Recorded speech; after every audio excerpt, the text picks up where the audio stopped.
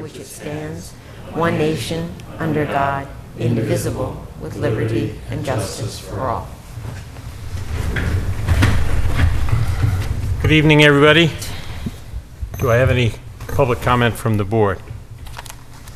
I do, Mr. Chair. Just two announcements.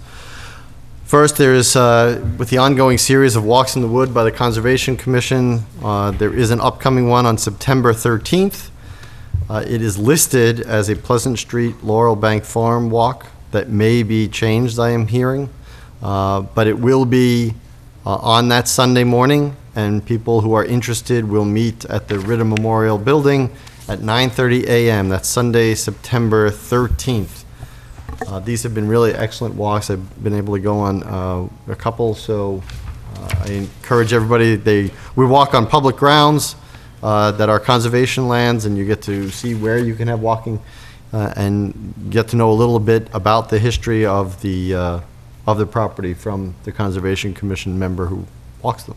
Mr. Chair, Mr. Alonso, thank you for announcing it. That walk may have to be moved. I know the individual who does all the walks has another commitment that day, so he's looking for someone to take the walk, but if not, it will be rescheduled. So just watch the Conservation Commission's page. Okay, hopefully they will know, because it's not till next 2 Sundays from now. So Right, but hopefully we by don't- next Tuesday we will know. But we're not televised next Tuesday? Oh, we aren't? Oh, okay. Is that correct? We're not Yes, televised that's next correct. Tuesday? So check with the Conservation Commission office. Like I said, the individual who normally does it is looking for someone else to take the walk.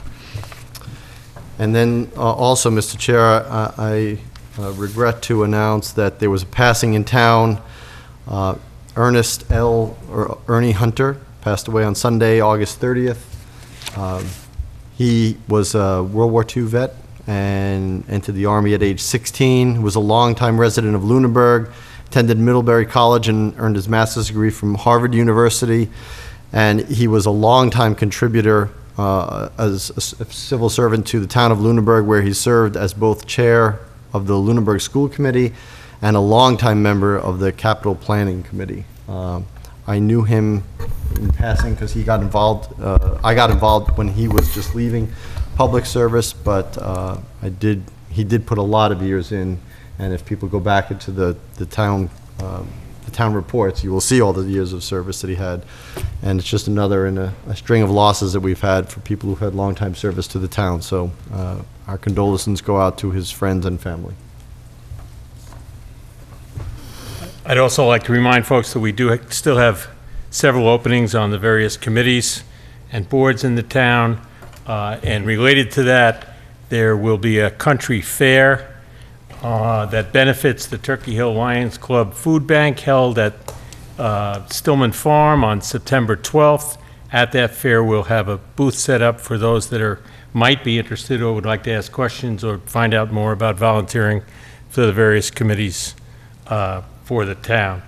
Also, late-breaking news, there's a new auction item that's going to be available at that fair to bid on.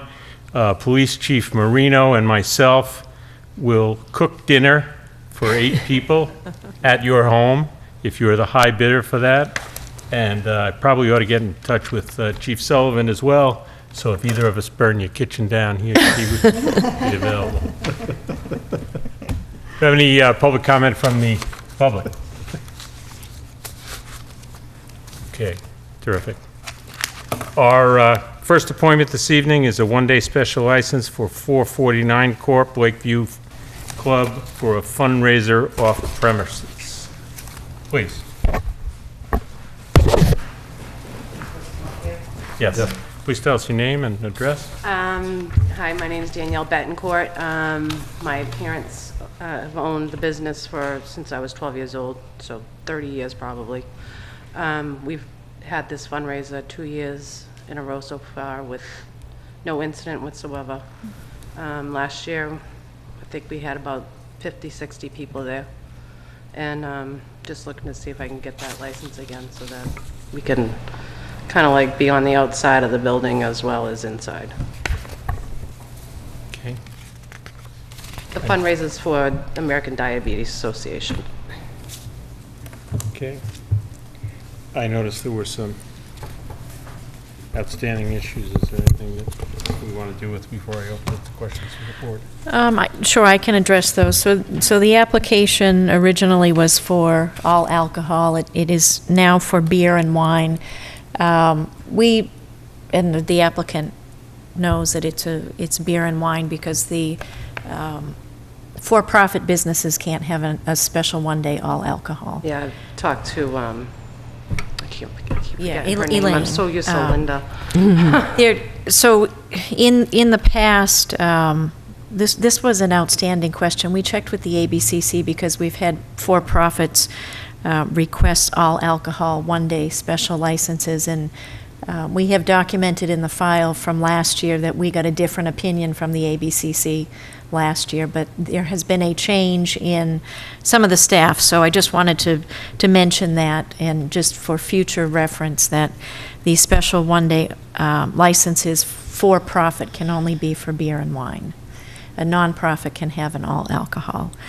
The second item I wanted to mention is there is mention in here about real estate taxes.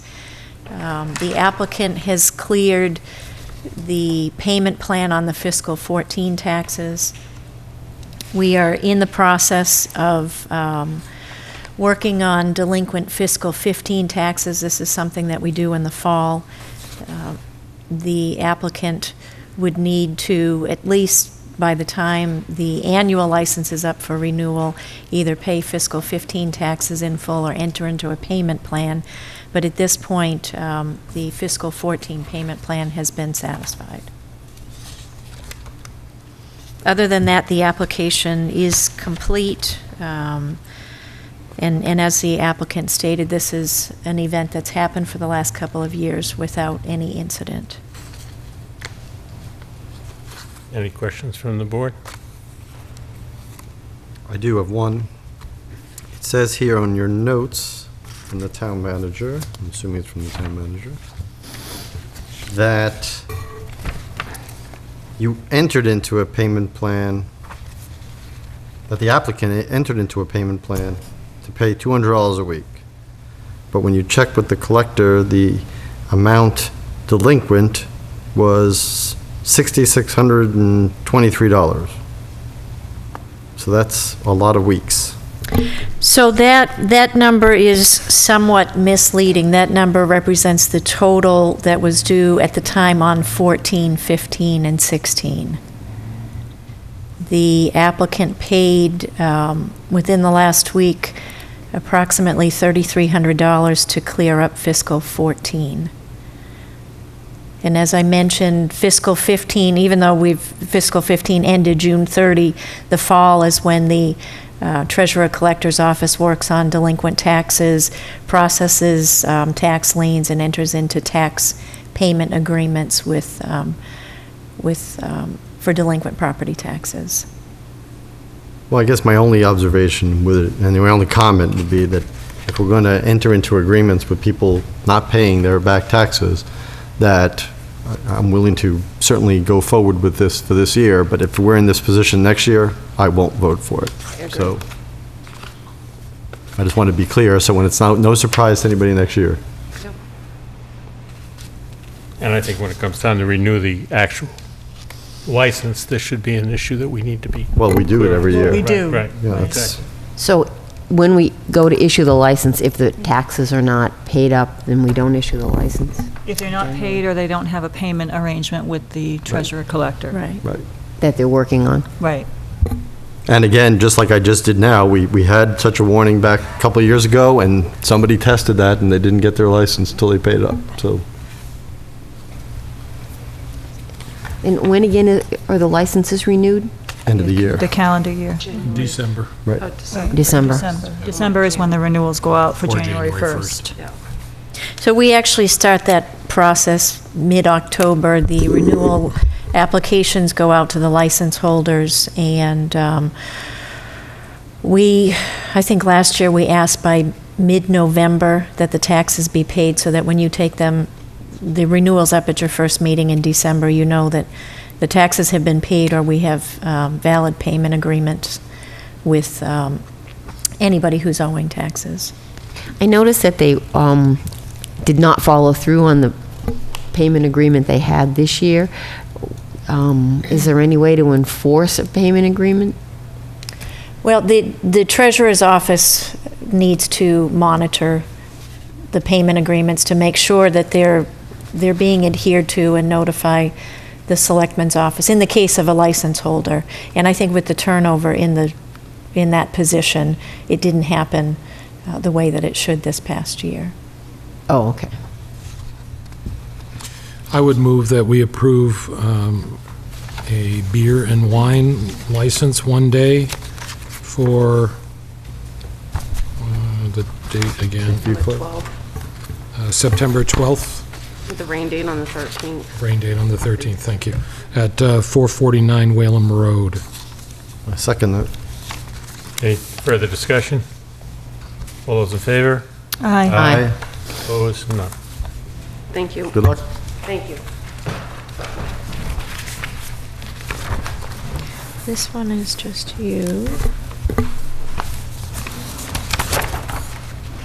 And then these two are for everybody.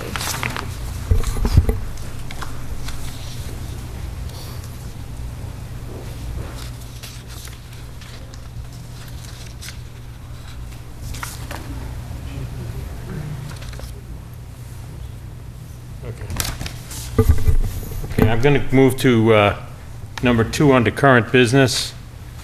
The recommendation from the Building Reuse Committee on the Building Assessment and Space Needs Survey. And several members of the Building Reuse Committee are here. Ron Albert, who's the vice chair of that committee, is going to speak for the committee.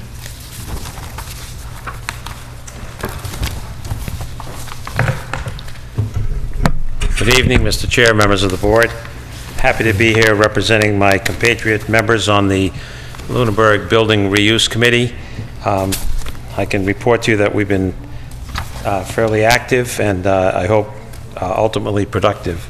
So my notes will center around a report of a meeting held to interview architects for an RFQ, request for qualifications, that the board sent out, that the committee sent out. So I proceed. A meeting was held to review and discuss the qualifying proposals from architects that had responded to the Building Reuse Committee's request for qualifications to perform a building assessment and space needs study on 4 Town of Lunenburg municipal buildings, namely the Town Hall, the TC Passios Building, the old primary school, and the Ritter Building. Each architect was allowed approximately 1/2 hour to address the reuse committee and to present materials and make comments in support of their written proposals, which the committee had earlier received on August 5th, 2015. Upon completion of the architects' presentations, each committee member was given the opportunity to share their impressions and make comments during a general discussion period. Each member then prepared a graded score sheet for each of the architectural firms. In addition, the graded score sheets, the committee members noted the following points: the availability of key personnel to work on the building assessment and space needs study during the allocated 12-week project period, specifically 2 principals of the firm and 2 key project lead associates. The familiarity and knowledge of the town of Lunenburg based on previous work was evident in both presentations, but significantly broader with Tappe Architects, Inc. The quality of work in both of the presentations and the handout was felt to be superior by Tappe. Tappe's understanding of specifically what was being asked for in the project described in the request for qualifications and the commitment to deliver on those specifics was a key factor. And to follow, all 5 members of the committee ranked Tappe higher on the overall interview score sheet than the other respondent. Happy to mention their name if it serves any useful purpose. Finally, while the Building Reuse Committee members thought that each firm was capable of performing the task called for in the RFQ. All committee members scored Tape Architects Incorporated higher than the other respondent and voted 5-0 to recommend Tape Architects, Inc. to the Board of Selectmen. The Building Reuse Committee maintains a file with a recorded vote as it is a matter of public record. I submit this respectfully as the Vice Chair of the Lunenburg Building Reuse Committee. My name is Ronald Henry Albert, AIA. I reside at 69 Island Road, Lakeside, beautiful Hickory Hills, Lunenburg, Mass. Happy to answer any questions or help you if I can. Thank you, Ron. Are there any questions? Could you just briefly discuss what the successful firm will be doing? Thank you. As a matter of course, as we, as part of our work, we sent out a request for qualifications for architects to study the spatial needs and the building assessment on 4 properties mentioned. And they will be investigating baseline data, performing due diligence, fact-finding to assimilate the kind of information that will allow them, as they projected as architects, to better understand what we have in those 4 buildings. And through their process, as described, they will interview perhaps and gather additional data on the needs side, perhaps speaking with department heads, chairpersons of boards, whomever they and we, I suppose, feel would bring value to the discussion. And with that information, they predict and project that they'll prepare a set of either documents or reports or studies that will kind of package all that up so that as a community, and it's clear that the Board of Selectmen is the awarding authority, could consider that and decide perhaps what might be done on one or any number of those 4 buildings that would better serve the town going forward in terms of cost, usefulness, long-term investment, return, and so forth. Will they be coming up with a ballpark figure of what it would take? They will, and we were all impressed with the amount of detail that they reported would be included in their report. Both firms came with the idea that in addition to their in-house talent, they had a very strong, we felt, team of consultants from, let's say, structural engineers to mechanical consultants to people who make a living as professional cost estimators. Tape intimated they would bring their whole team out, spend perhaps a day or 2 with feet on the ground. As an aside, they're involved, of course, at the high school property and project.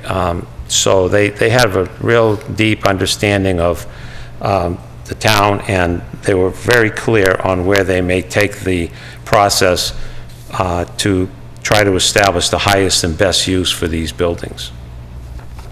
And then my last question is the cost that was approved at the capital plan? The cost was I guess the appropriation was $28,000, and we took guidance from Carrie on how to organize our request for qualifications. There are certain and quite strict guidelines that the state prepares. We feel like we've responded to all that and packaged this in a way that says this is what we're offering for fixed fee. This is what we'd expect in return. And we've matriculated all the numbers and arrived at the conclusion, and that's why I'm here this evening. Thank you. Mr. Chairman, just to clarify for people at home and to confirm that the 4 buildings we're talking about are the Town Hall, the old primary school, the Ritter Building, and the TCP. Correct? Yes. Okay. Yes. How long did they estimate it would take to prepare, to do their due diligence and their studying and provide the report? We had scripted a timeline of about 12 weeks, and they readily agreed that they could work within those timelines. And the reason for that projection in terms of time was to gather that information, put it in hand, so that it might be utilized from a town perspective, both in terms of budgeting or, looking for the next level of movement, albeit further consideration or perhaps approval or some kind of, definitive direction. So they were very good with the 12 weeks. Yeah, I think the timeline is important specifically for the Passios building, because what happens with that building is very much up in the air, and what we want or can do with it while the current building is being built and whatever contingencies. So that's very important. That's why I asked. Mr. Chair, will part of this, what we do with the TCP and some of the other buildings has always been an issue, and I understand from an architectural standpoint, they'll be looking at the structure and they'll be doing some baseline data. Will there also be some sort of market analysis to determine the uses that these buildings could be put to? I think yes, but in terms of what my definition of market analysis is, or someone else, I think they're fully aware or will become fully aware of the zoning considerations, the overlay district, the historical, factors, and what the heartbeat of the community is in terms of retail, business, residential. So I think in general they will be tuned into that. I'm anxious to see what it all comes out as, but I feel that they focused on that specifically as well. Okay. Excuse me. The primary objective is to come back with an assessment of which of the 4 buildings would best suit the town as a building that the town retains for its use. But as a kind of a side benefit, both of the applicants, but TAP A in particular, felt that they could then also provide, even though this is our recommendation, TAP A, here are some facts about the other 3 buildings that would help us in an assessment of, their marketability, their reusability, their structural integrity, et cetera.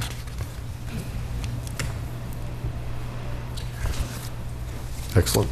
I think it's great. I would make a motion that we accept the recommendation of the Lunenburg Building Reuse Committee and approve the contract with TAP A Architects. Second. Any further discussion? All those in favor? Aye. Opposed? No. Thank you, Ron. Thank you. Mr. Chair, just for the record, I'm off to get my field glasses to see the latest sighting of the common nighthawks, which have been present above the Lunenburg skies for the last week. Wow. Thank you. Good night, thank you. Good night, Rob. Is that the mosquito control? Yes, 500 mosquitoes a night. And thanks to the other members of the Building Reuse Committee that are here this evening. Thank you.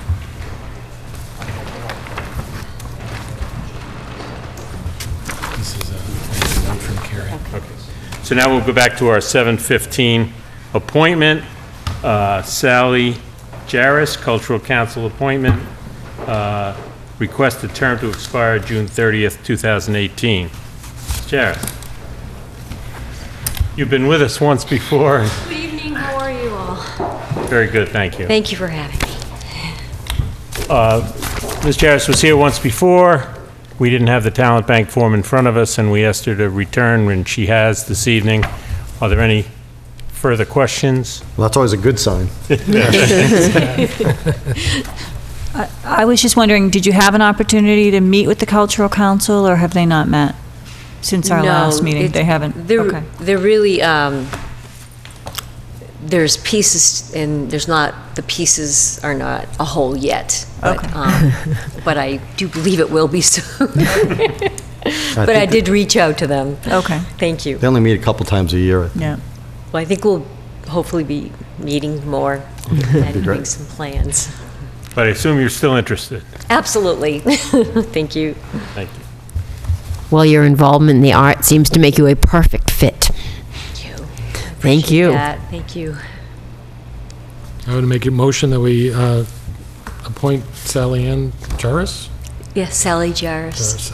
to the Lunenburg Cultural Council. Second? Any further discussion? All those in favor? Aye. Aye.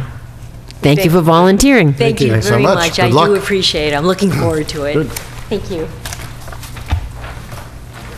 Now we're back to current business item number one, the Affordable Care Act. Okay, I will start the presentation. I have Nancy Forrest in the audience. Nancy is our payroll and benefits specialist and also serves as our insurance risk person who is the one who's been responsible for seeing that we get all of the insurance credits that we are entitled to, so she's been very valuable in that role. But the item this evening is the Affordable Care Act. I'm sure you know that the Affordable Care Act is a federal act that was passed in 2010 with the intent of expanding access to health care coverage for all citizens of the U.S. In the Commonwealth of Massachusetts, we passed our own Reform Act in 2006, so a lot of what was included in the Affordable Care Act were things that we were already doing here. So a lot of the early implementation of the Affordable Care Act really didn't pertain to at least public employers within the Commonwealth of Massachusetts. There are a number of provisions under the Affordable Care Act that are phased in between its adoption in 2010 through 2020. And we find ourselves in 2015 where we're seeing some of the provisions now impacting municipal employers, particularly in Massachusetts. So one of the item that's here before you this evening really is a procedure for implementing the portions of the Affordable Care Act that are applicable to municipal employers. We do have a policy and procedure, a draft that was in your packet this evening. It states that the town is committed to fully implementing the Affordable Care Act. It identifies the town as a large employer, and under the definitions of large employer under the Affordable Care Act, and as such may be subject to the employer shared responsibility payment. So that if we fail to provide health insurance to an employee who is eligible, there are penalties. And so this is a procedure that we are looking for the board to adopt, which would limit our liability to finding us in a position where we haven't provided insurance to somebody who is eligible. Under the Affordable Care Act, employees who regularly work 30 hours a week or more are eligible for coverage, but in Massachusetts, somebody who works 20 hours a week or more is eligible. So for employees with regular schedules, the 30 hours really has no meaning to us because we're already doing better than that. But what we're looking at here is employees that have what are called variable hour schedules. And to give you an idea of who that might be, our reserve police officers, our call firefighters, and substitute teachers are really the three groups of employees that we're looking at here. So under Mass General Law, Chapter 32B, where we're required to provide insurance to employees who regularly work 20 or more, there's no procedure or definition of how any city or town determines what 20 or more hours mean. So every city or town could have a different definition of that.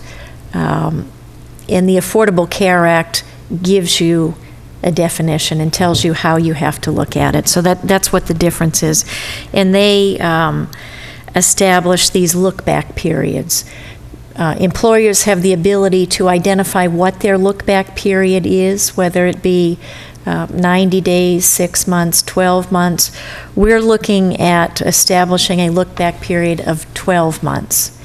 And the reason that we do this is the largest look-back period that we are allowed to establish, but it helps us to to average what somebody's working over a period of a year rather than a small period of time. For instance, we might have a full-time police officer that's out on injury leave. For a short period of time, we may have a reserve officer covering that shift full-time. So maybe for a period of 3 months, we have a reserve officer working full-time under the definition of this law.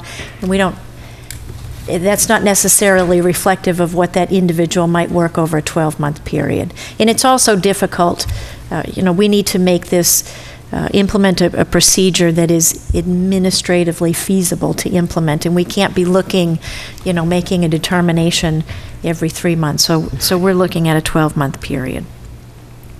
So what we need to do in this 12-month, this look-back period is effective January 1st, 2015. So what we would do come January 1st, 2016 is we would look back at any individuals that we didn't cover to determine did they regularly work the required amount of time, which I guess is 30. We would have to look at 30. We don't have to go back to 20 because the federal law is 30. So we would be looking back to see if individuals regularly worked 30 over that 12-month period. And if they did, we are required to cover them, provide them insurance, provide them the opportunity to enroll in our insurance for the following 12-month period. And that's essentially what we're doing here, is we're defining that our look-back period is 12 months. We're defining what types of hours are covered. So these have to be work hours. If you're on an unpaid leave, that's not covered. And that's what we're doing in this policy. I would imagine one of the questions is, do you expect, or do I expect, that we would have any exposure in fiscal 16 that we haven't budgeted for?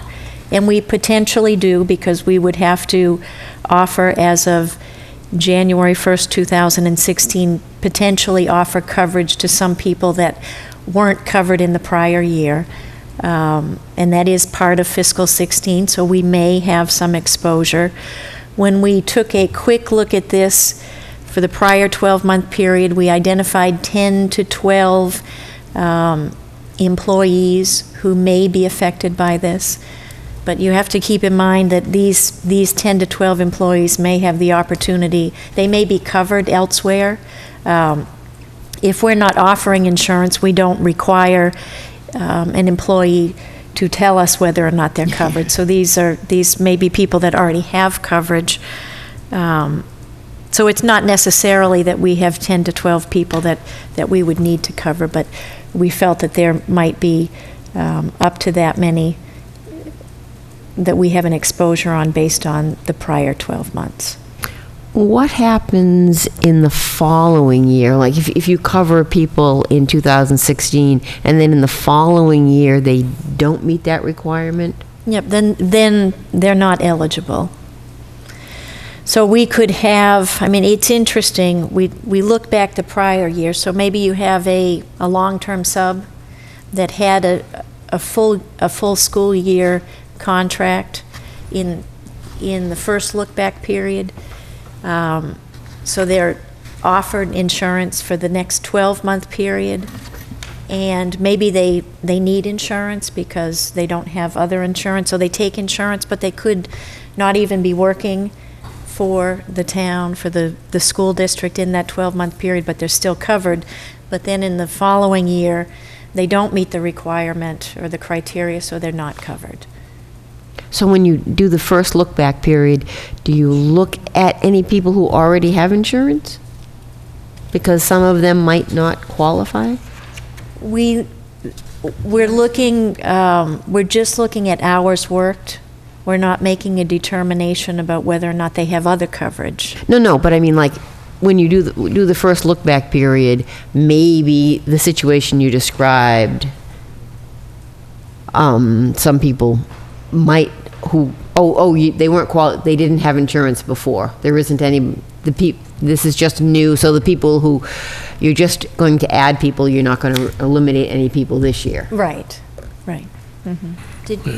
But every year you do look at everybody. Every year, I mean, we're looking at people that we didn't provide coverage to. Okay, but then the scenario you just said with that substitute teacher who would get coverage the next year, even if they may not even work here, how do you not offer, if you're not looking at people who, or you're not already covering, how do you get them off the rolls? If they leave the town, then you don't have to continue to cover them Okay. once they leave. So the scenario that the So, town but they manager could just work. said wouldn't really be, If, not if they leave the town, but say next year, say they worked full-time this year, next year they work 1 day a week, they're still entitled to that insurance for the entire year, but they wouldn't be entitled the following year. but how would you capture that? Because that's what I just asked. So, so basically you're looking at everybody every year when you look at that Basically. renewal time. Okay. And what is the contribution level for a full-time employee versus these employees? So it's the same, so it would be a 75, the employee pays 25%, employer pays 75%. Okay. So I have two questions. The first one is, without getting in too technical, but this just stuck out at me because they talk about a lot of periods here. Yes, So can they you do. just explain briefly what the administrative period is, the measurement period, and the stability period? Okay, the measurement period is another word for the look-back period. Okay. So that would be this calendar year. The administrative period is from January of 16 to March of 16, where you had that 90 days to determine if someone's eligible and to offer it to them. The stability period is the period that they would actually be covered if they're eligible, so that would be January of 16 to December of 16. So always a year. Right. Okay. My second question is, it says, if I heard correctly from the town manager, that this is not, like the definitions themselves are not dictated how you use this. So we have come up with this presumably with, not only internally, but with professionals asking us, or informing us how we should do it. So has this been accepted by the federal government? It's like, does this meet their qualifications that they are looking for? I would assume so. That was done up by Feely and Brown at a seminar that I went to. That was done by our insurance representative, Cook and Company. Yeah, we have an insurance advisor that Okay. we work with on all health insurance issues. And I'm assuming because this requirement is, even though the act was passed when it was, this is just new, because it took time for this piece to roll out, I'm assuming? Just effective January 1st, 2015 for large employers. Right. Okay, Yes. so really, we're going on what our advisors are telling us, but this is not really even, I mean, not that, I don't want to put any bad light on this, but it's really not even tested. We're assuming that given, what was it, 20,000 pages of that 20,000 document, page long. that this is what they're looking for? Yeah, Okay, that's correct. It has not been tested. okay. Thank you. Okay. I would make a motion that we accept the proposed policies and procedure for health insurance under the Federal Affordable Care Act as presented tonight. Second? Any further discussion? All those in favor? Aye. Aye. Opposed? No. Okay. Let's see, we have some minutes. We do. At first, I thought we were going to cover the entire Affordable Care Act. Yes. There would be fewer agenda items. It's pretty scary. If we did 1,000 pages a week, it would still take us 20 weeks. Okay, warrants? Accounts payable, $143,508.90.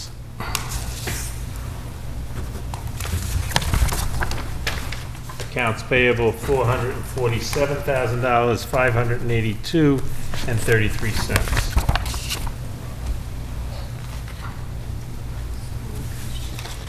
And school construction, $4,259,078.92.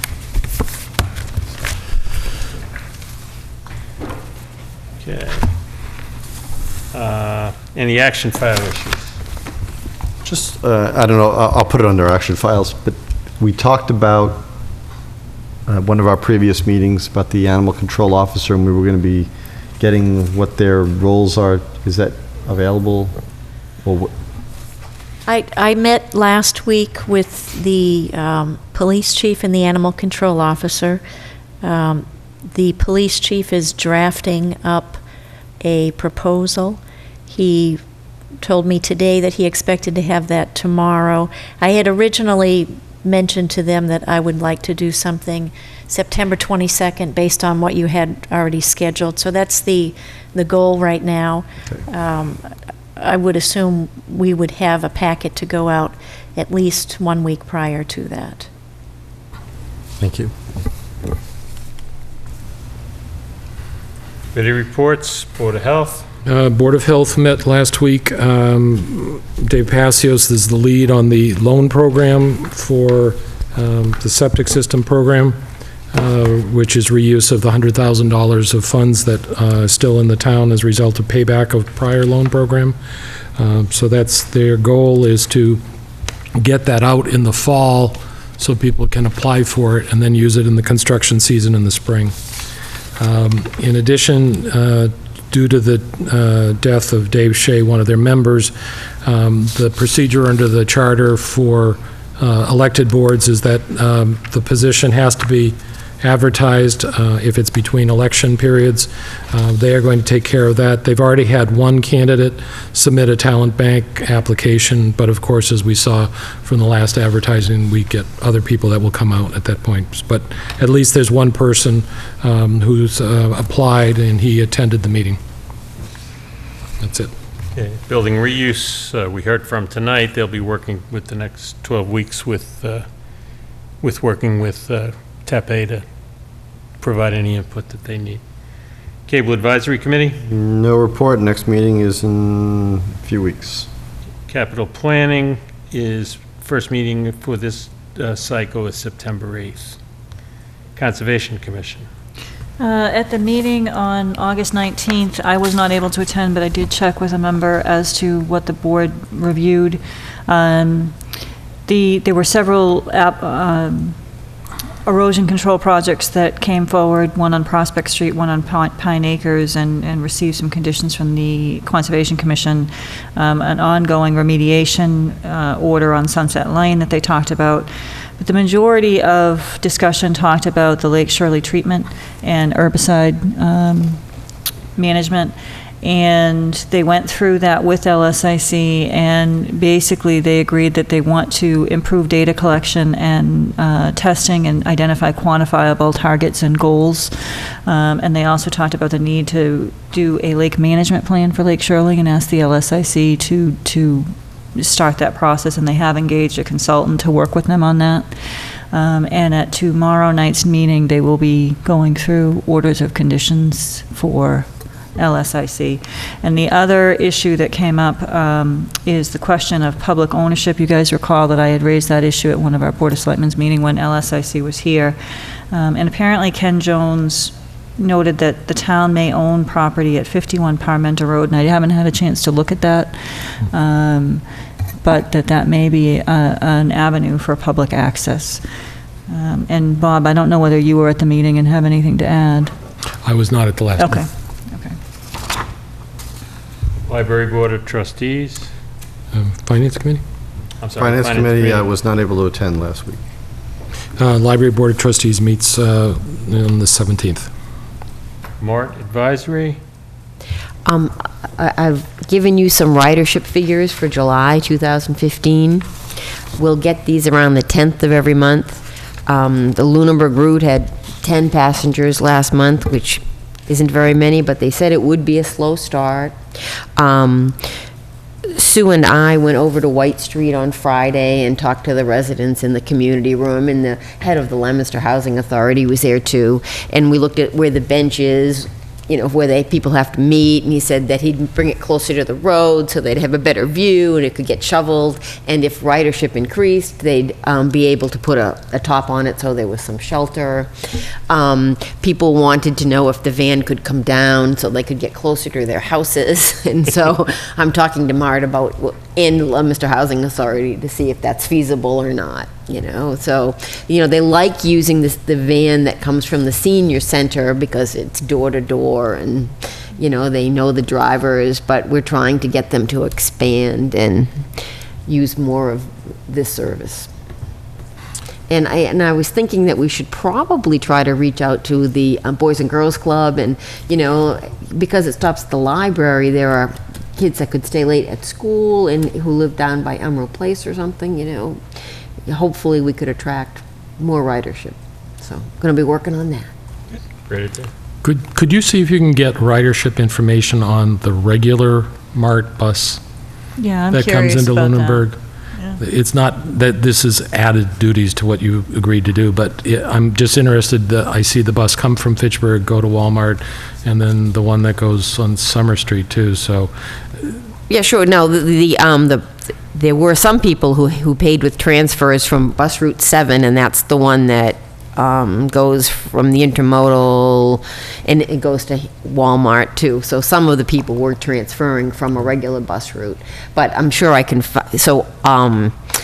The transfers were from that route, but I can certainly try to get information on the other. Because I'd be just interesting, just generally, how many people use the bus in Lunenburg, regardless of the new route. Yeah, right. Sure. Thank you. MPO, No meeting in August. Planning Board. At the meeting last night, the planning board heard a couple of ANRs, and the majority of that meeting focused on a public hearing for 274 Prospect Street. And 274 Prospect Street is a 3.53 acre parcel directly across from the town beach. And there is a proposal to build 22 townhouses on that parcel, which works out to 6.2 units per acre. They are proposed to be 3-bedroom units.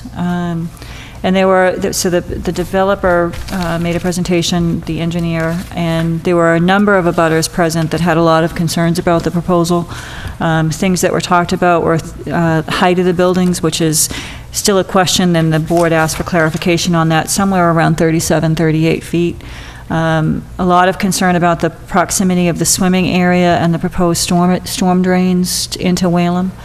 The traffic concerns, loss of views, and the neighborhood character. Most of the homes in that area are small bungalow-type homes, and these are going to be high-rises. Parking concerns, right now the proposal is for 1 space per unit with 10 visitor parking spaces, and a point was raised that with a 3-bedroom unit, that 1 parking space isn't going to be sufficient. Concerned about the infrastructure impacts because they are 3-bedroom units on the school, the town, impacts on the wetlands from fertilizers and runoff, and the fact that no sewer is available for abutters in this area, but yet it's available for this project. And after hearing all of the concerns, there was a question raised as to how this fits into our existing bylaw, and the planning board is going to be investigating that, because the Wayland Overlay District does have some exemptions, but the question is how the underlying zoning plays into that. So the board and Adam were going to do some more investigation into what the requirements are of the Wayland Overlay District. And I should say that I spoke as a citizen, not as a member of this board, about my concerns about the Whalum Overlay District, because, you know, we've all seen an incredible amount of development in the Whalum area, and frankly, I understand that when the Whalum Overlay District was adopted, it was to revitalize the Whalum Park site, but it's now spreading out into other areas, and I think that we really need to look at that as a community, and I urge the planning board that when they're doing their bylaw review, that one of the bylaws they look at is the Whalum Overlay District. PAC? I'm not sure if it was noted or if people noticed, the PAC upgraded their equipment in the control room here and changed the cameras. So some people may notice that, but other than that, no report. School committee. At the last meeting on August 19th, Steve Malandrinos discussed the one-on-one computing technology plan using Google Chromebooks as a more affordable option than the netbooks they formerly considered. It's being targeted for grades 10 through 12. There will be a $120 technology fee involved, but the students will be able to take them with them after they graduate. And they were thinking about doing something special for the first group of 11th and 12th graders, because they won't have them for 3 years, and because they won't need to buy all of the carts that they were going to buy before. If they do this, they'll have money that they had put into the building project that they can do something with to help the 11th and 12th graders. The school committee is going to hold a workshop on the technology program in October. What was the cost of the device? $120 technology fee. Okay. And they're going to meet again tomorrow at 7 p.m. right here. Mr. Chairman, before the next one, I just want to add to my information on the planning board that hearing on Prospect Street was continued to September 28th at 6:35 for anyone interested. And where is that? In here. Okay, thank you. School Building Committee? Meeting next week. Sewer Commission? The Sewer Commission met last Tuesday. Well, the biggest part of their meeting was taken up by presentation by the second company that qualifies for the grinder pump for the septic, the sewers area in Pratt and Lakeview area. And so anyone that's interested in that can get that access through YouTube, as well as the prior one on that. And then they also started the work, continued the work on grease traps. There are several establishments in Lunenburg that are not compliant with the grease trap process and reporting, grease being one of the major issues as far as maintenance for the pumping systems in the sewer. So they're going to continue to follow through on that. Anything from ZBA? The ZBA has one hearing scheduled so far in September. Petitioners are seeking a special permit to operate a dog boarding facility and daycare at 339 Electric Ave. Town manager reports?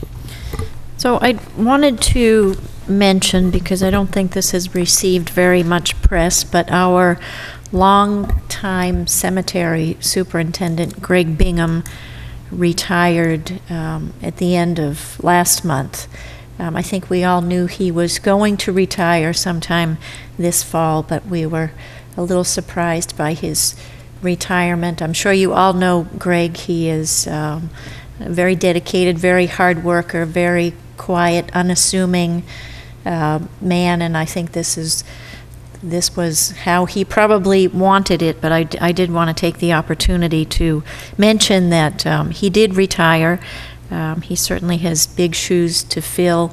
In addition to all of the work that he does for the cemetery, he does a tremendous job did a tremendous job for the town in winter operations. He just is a tireless worker in that endeavor, and we certainly will miss him, but we wish him well as he takes on his second career. I'm sure you all know he's big into 4-H and farming, and so he now has a lot more time for that, so we wish him well. I will be meeting with the Cemetery Commission next week. We will be taking a look at the applications that were received for the cemetery superintendent, and I expect at the meeting on September 22nd that I will bring forth an appointment for ratification for replacement for Mr. Bingham for cemetery superintendent.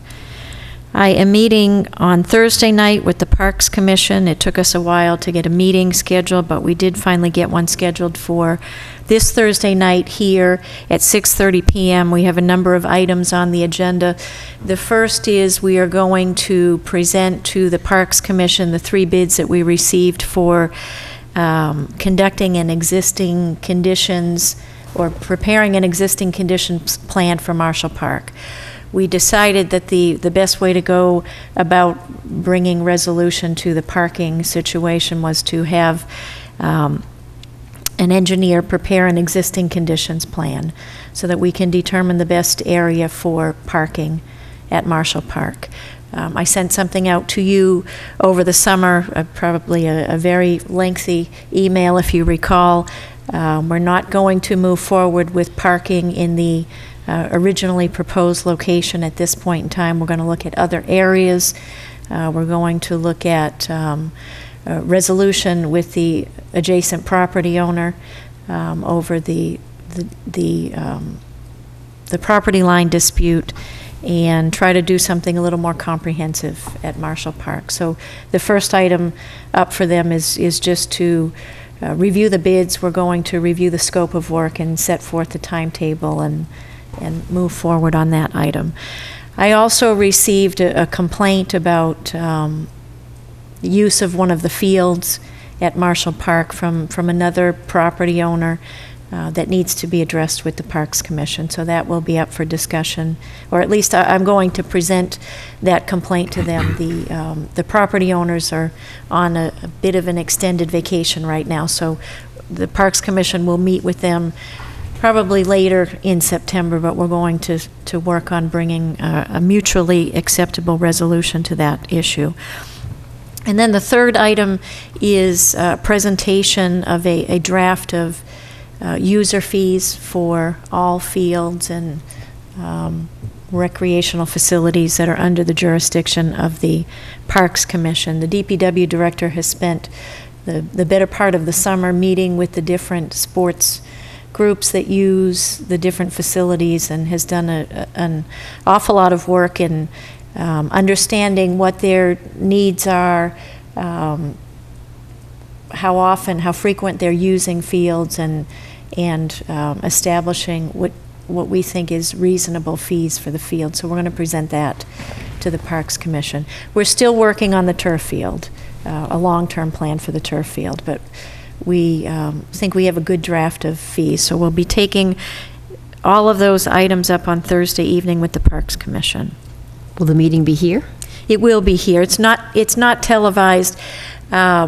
Because it took us, one of the members was on vacation for a couple of weeks, so it was difficult confirming a time.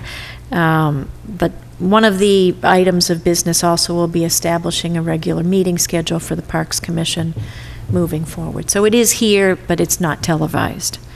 Are they currently collecting any fees for field use? They are, but not for the turf field. So that, I think that was the biggest issue, is that the fees for the turf field were related to the debt service that the town was paying on the town share of that project. So once the debt service was satisfied, there was no basis for fees. And so that's what, I guess, restarted this discussion. But there are other groups that are paying fees, but it doesn't appear that they're consistent and maybe not in line with what should be paid based upon usage. You know, we have some groups that donate a lot of services in kind, and that is taken into account in the proposal that the DPW director put together. Mr. Chair, I do want to take the opportunity to thank Greg Bingham for all his work. I mean, as the town manager just stated, he really was an exemplary employee,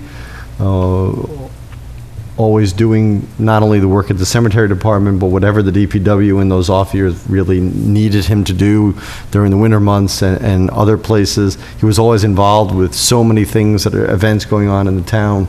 So he really represented a really holistic view of community, and that continues too with his farming and 4-H. So I wish him the best in his retirement. And also, when the new person comes on, and even we should have been addressing this for years, because when I do pass this by, you know, if we can start addressing what we're going to be doing with the cemetery building, because that is one major league eyesore. Now that the Holman Bridge is closed, not many people pass it anymore, but makes it nonetheless a pretty bad eyesore, and we should do something to renovate it or replace it. Well, the town appropriated in fiscal 15 funds to take that building down, and we did start the process, and then the process was stopped. So that's something that needs to be reinitiated with the Cemetery Commission. Thank you. The next item, special town meeting. we need to start thinking about when we would have special town meeting. Typically, we have it sometime in November. We do have a handful of items that were left over from the annual town meeting to be taken up. We do have some budget adjustments, nothing significant, but we certainly can attend to that business at special town meeting. The Personnel Committee will have a proposal for some amendments to the salary admin plan, and I assume there may be some other items that are out there. So that's something we should be thinking of, and sometime this month should establish a date for a fall town meeting. The two other items that I wanted to mention, we have a bit of forward momentum on potential purchase of streetlights. I have finally been able to reconnect with the consultant I was working with.